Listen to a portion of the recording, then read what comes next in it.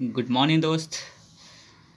आइए आज हम लोग कंपटीशंस के नाव एंड धारा चैप्टर्स के बारे में हम लोग पढ़ेंगे। ये चैप्टर्स एग्ज़ाम की दृष्टि से सबसे इम्पोर्टेंट है और आप लोग जुड़े रहिए आके मैथमेटिक्स के साथ। आइए हम लोग चैप्टर्स की करते हैं शुरुआत। इसमें करना क्या है कि नाव एंड धारा, इसके बेसिक कंसेप्ट को समझने का हम लोग प्रयास करेंगे। देखिए, नाव एंड धारा क्या है।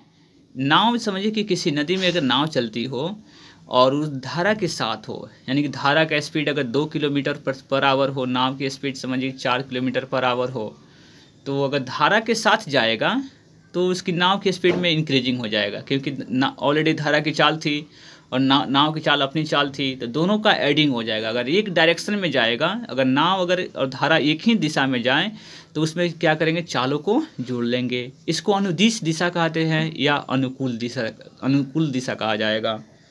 एग्जाम में रहेगा कि अनुकूल दिशा में नाव की चाल और नाव की चाल अनुकूल दिशा में। जब अनुकूल दिशा कहा कि इसका अर्थ क्या हुआ कि धारा के साथ ऑलरेडी जोड़ा गया है चाल को, तो इसमें चालों को क्या करेंगे, जोड़ लेंगे। लेकिन नाव की चाल और धारा की चाल अगर विपरीत दिशा में हो, जैसे आपको 10 किलोमीटर पर आवर की स्पीड से आपकी नाव हो और 4 किलोमीटर धारा की चाल हो और दोनों अपोजिशन हो, तो अपोजिशन होगा तो बिल्कुल आपका नाव की जो चाल होगी बिल्कुल कम होगी, क्योंकि धारा के अपोजिट दिशा में जाएंगे तो नाव की चाल घटेगी। जब नाव की चाल घटेगी तो क्या करते हैं बाबू, चालों का क्या निकाल लेते हैं, उस समय अंतर निकाल लेंगे। जब उसको बोलते हैं प्रतिकूल दिशा। प्रतिकूल दिशा का अर्थ होता है मतलब एक दूसरे का अपोजिशन, अपोजिट डायरेक्शन में। अपोजिट डायरेक्शन में जब चलेंगे तो चालों को क्या करेंगे बाबू, अंतर कर लेंगे, घटाव कर लेंगे।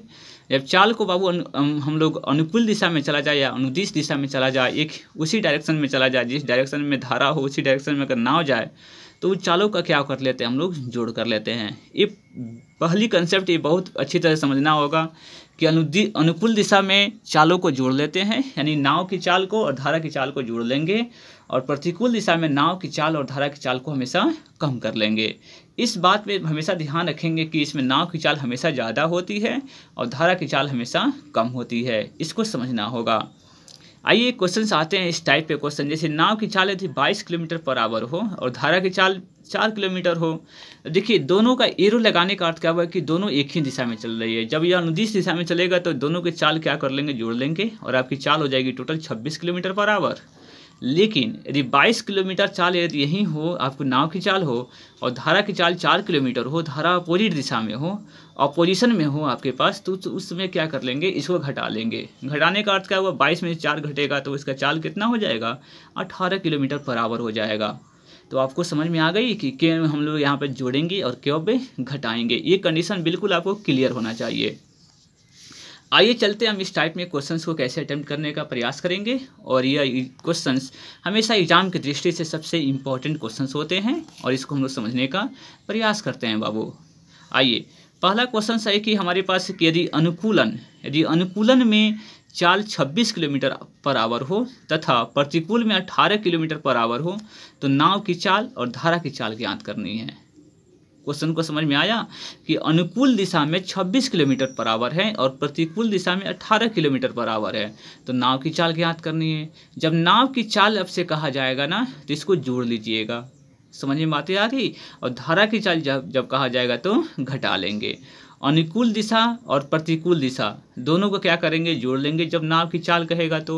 यानी कि 26 प्लस कितने हो जाएंगे, 18, बाई कितने हो जाएगा 2, कैलकुलेशंस कर लेंगे तो हमारे पास 22/2 मतलब 44/2 मतलब कितने हो जाएंगे, 22 किलोमीटर पर आवर हो जाएगा।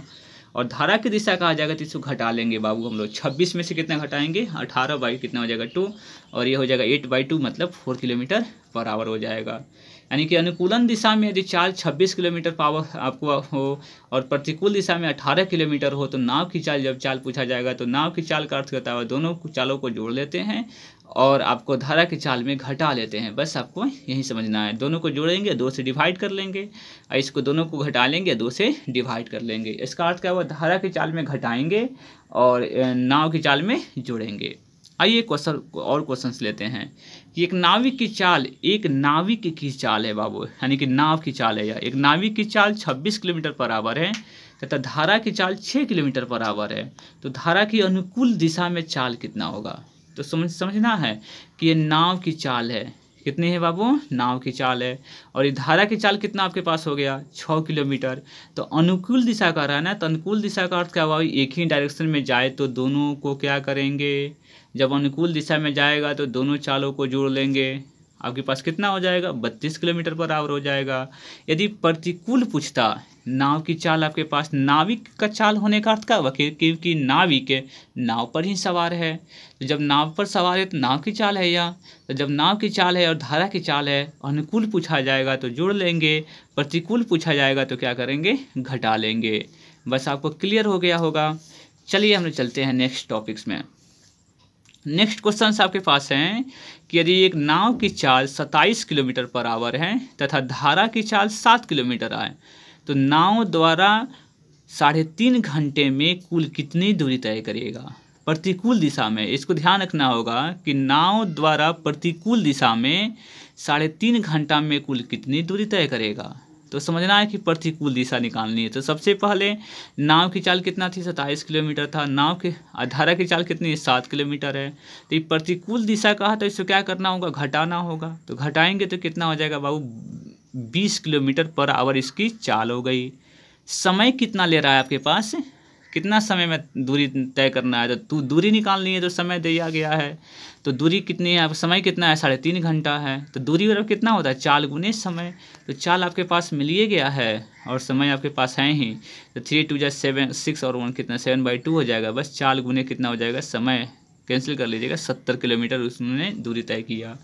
ये क्वेश्चन है कि प्रतिकूल के लिए। यदि अनुकूल के लिए कहता तो क्या करते हैं, नाव की चाल और धारा की चाल को जोड़ लेते। प्रतिकूल कहता तो जोड़ते, अनुकूल कहेगा तो जोड़ेंगे, प्रतिकूल कहा तो इसको घटाएंगे। बस क्लियर हो गया आपको। आइए अब एक नाव की धारा के अनुकूल दिशा में 36 किलोमीटर चाल है। नाव की धारा के अनुकूल दिशा में चाल 36 किलोमीटर है तथा धारा के प्रतिकूल दिशा में चाल 24 किलोमीटर पर आवर है। तो शांत जल में नाव की चाल क्या होगी।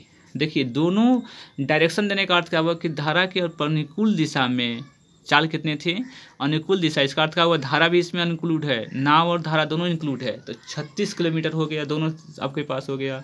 प्रतिकूल दिशा में हो गया 24 किलोमीटर। तो नाव की चाल निकालनी है ना, तो आपको बताए थे नाव की चाल निकालने के लिए क्या करते हैं, दोनों को जोड़ लेते हैं। समझ में बातें आ गई। शांत जल में, ये आपको मीनिंग करने का अर्थ क्या हुआ कि ये इससे कोई फर्क नहीं पड़ता है, लेकिन समझना है कि जब नाव की चाल आपको निकालनी है, दोनों को चालों को क्या करना होगा, यानी कि अनुकूल प्लस प्रतिकूल बाई कितना हो जाएगा, 2। बस दोनों को जोड़ लीजिएगा, कैंसिल कर लीजिएगा, 30 आ जाएगा। यदि धारा की चाल करता है, दोनों क्या कर लेते, घटा लेते, बटा को 2 कर लेते। आपके पास कैंसिल करेंगे तो 12/2 मतलब 6 हो गया। अब आप समझ सकते हैं कि मेरा आंसर सही है कि नहीं है। देखिए नाव की चाल 30 है और धारा की चाल 6 है। तो धारा की अनुकूल दिशा में कितना होगा, अनुकूल दिशा में 36 हो जाएगा जो दिया गया था। प्रतिकूल दिशा में क्या करेंगे, इसको घटा लेंगे तो 24 हो जाएगा। तो बिल्कुल आपकी आंसर जो भी है बिल्कुल करेक्ट आंसर है। अब आइए दूसरी क्वेश्चन चलते हैं। एक नाव धारा के अनुदिश दिशा में 48 किलोमीटर की दूरी 4 घंटे में तय करती है। देखिए अनुदिश दिशा में दूरी दे दिया, समय दे दिया, तो चाल निकाल लेंगे। तथा उतनी ही दूरी प्रतिकूल दिशा में 6 घंटे में तय करती है। तो शांत जल में नाव की चाल और धारा की चाल ज्ञात करिए। देखिए नाव की चाल और धारा की चाल ज्ञात करने के लिए सबसे पहले हम लोगों को अनुकूल दिशा में चाल निकालना होगा और प्रतिकूल दिशा में चाल निकालनी होगी। तो चाल बराबर होता है दूरी बटा समय होता है। तो दूरी आपके पास कितना तय किया, 48 किलोमीटर, और कितने घंटों में, 4 घंटों में। तो आप इसको सबसे पहले अनुकूल दिशा में, अनुदिश दिशा में नाव की चाल ज्ञात कर लिए। तो अनुकूल दिशा में नाव की चाल अगर आप ज्ञात करते हैं तो अनुकूल दिशा में नाव की चाल कितना हो जाएगा आपके पास, 48 घंटे था ना, 48 किलोमीटर जाता था कितने आवर में, 4 घंटे में। तो अनुकूल दिशा में करेंगे तो 48/4 कर देंगे, कितना हो जाएगा, 12 किलोमीटर। और 48 उसी दूरी को प्रतिकूल दिशा में 6 घंटा में आपको तय करता है। इस क्वेश्चन को थोड़ा सा देख सकते हैं कि प्रतिकूल दिशा में उतना ही दूरी को 6 घंटे में तय करता है। जब 6 घंटे में तय करेगा तो 48 बटा कितना हो जाएगा, 6 हो जाएगा। तो बिल्कुल आपके पास 8 किलोमीटर पर आवर हो गया। और यहाँ पर 48/4 हो जाएगा, क्योंकि चाल निकालनी है तो दूरी बटा समय 12 किलोमीटर हो गया। और आपको नाव की चाल निकालनी है। नाव की चाल मतलब दोनों को जोड़ लेते हैं। आपको बताए नहीं थे कि नाव की चाल निकालनी है तो अनुकूल दिशा की चाल प्लस प्रतिकूल दिशा की चाल बटा 2 कर लेंगे। तो 12 8 20/2 मतलब 10 किलोमीटर पर आवर हो गया। धारा की चाल निकालनी है तो दोनों को क्या करेंगे, घटा लेंगे, घटा कर 2 से डिवाइड कर लेंगे। तो 12 में से 8 गया आपके पास 4/2 मतलब 2 किलोमीटर हो गया। बिल्कुल समझ में बातें आ गई होगी। अब आते हैं हम लोग क्वेश्चंस करते हैं, नेक्स्ट क्वेश्चंस के चलते हैं। यदि क्वेश्चंस हैं आपके पास कि नाव की चाल यदि 26 किलोमीटर पर आवर हो तथा धारा की चाल 6 किलोमीटर पर आवर हो तो धारा की अनुकूल दिशा में 160 किलोमीटर दूरी तय करने में कितना समय लगेगा। देखिए धारा की चाल, नाव की चाल दिया गया, धारा की चाल दिया गया, तो अनुकूल पूछ रहा है ना, तो दोनों चालों क्या करेंगे, जोड़ लेंगे। तो दोनों चालों को जोड़ लिया, चाल हो गया। अब अनुकूल दिशा में कितना दूरी तय करना है उसको, तो 160 किलोमीटर दूरी तय करना है। जैसे चाल आपके पास आइए गया, दूरी आपके पास 160 दिए गया है, समय निकालने दूरी बटा कितना हो जाएगा चाल, बस 160 बटा कितना कर लेंगे 32, आपके पास 5 आवर इसकी आंसर हो जाएगी। नेक्स्ट क्वेश्चन है कि यदि एक नाव की धारा के अनुकूल दिशा में, एक नाव की धारा की अनुकूल दिशा में चाल कितना है। देखिए अनुकूल दिशा में चाल जब कहेगा तो इसका अर्थ क्या हुआ कि इसमें नाव की चाल और धारा की चाल दोनों इंक्लूड है, दोनों जोड़ लिया गया, तो 18.5 हो गया। धारा की चाल आपको 3.5 था, तो शांत जल में नाव की चाल बताइए। तो समझना होगा अनुकूल दिशा में नाव की चाल, आपके पास नाव की धारा के अनुकूल दिशा में चाल कितना था, 18.5 था। तो ये क्वेश्चन को बिना सॉल्व किए भी हम लोग इसी तरह क्वेश्चन को अटेम्प्ट कर सकते हैं। तो इसको अनुकूल दिशा में यानी कि नाव और धारा दोनों इसमें इंक्लूड है, और धारा की चाल केवल 3.5 है, तो बताइए नाव की चाल कितना होगा, इसमें से इसे घटा लेंगे तो बिल्कुल हमारे पास नाव की चाल निकल जाएगी। तो वही पूछ रहा था नाव की चाल कितनी हो जाएगी। तो देखिए अनुकूल दिशा में 118.5 था, इसका अर्थ क्या हुआ कि नाव और धारा दोनों इंक्लूड था ना, उसमें 18.5 था, धारा की चाल 3.5 हो गया, तो नाव की चाल निकालना होगा तो केवल क्या करना होगा, घटा लेना होगा। यानी कि नाव और धारा में आपको 18.5 था, धारा आपके पास 3.5 है, तो नाव कितना हो जाएगा, तो इसको इसमें से क्या करेंगे, घटा लेंगे, बिल्कुल 15 किलोमीटर पर आवर इसकी आंसर हो जाएगी। समझ में बातें आ गई। आइए नेक्स्ट क्वेश्चन चलते हैं। यानी कि प्रतिकूल दिशा में 28 किलोमीटर पर आवर तथा धारा की चाल 7.5 किलोमीटर है, तो शांत जल में नाव की चाल बताइए। प्रतिकूल दिशा का अर्थ क्या हुआ कि दोनों का सब्ट्रैक्शन कितना है, आपके पास 28 है। समझ में बातें आ रही है। यानी कि नाव की चाल माइनस धारा की चाल बराबर 28 है। यानी कि दोनों को एक समझिए कि नाव की चाल हमने x माना और धारा की चाल कितना दिया गया है, 7.5 दिया गया है, तो दोनों का घटाने के बाद यहाँ पर 28 किलोमीटर आना चाहिए, क्योंकि दोनों का प्रतिकूल दिशा में कितना 28 किलोमीटर है। तो दादी इसमें x का वैल्यू कितना रखेंगे, दोनों को घटाने के बाद 28 आ जाए। इसका अर्थ क्या हुआ कि दोनों को जोड़ लेंगे और हम लोग को x की वैल्यू निकल जाएगा, तो 35 पॉइंट कितना हो जाएगा 8।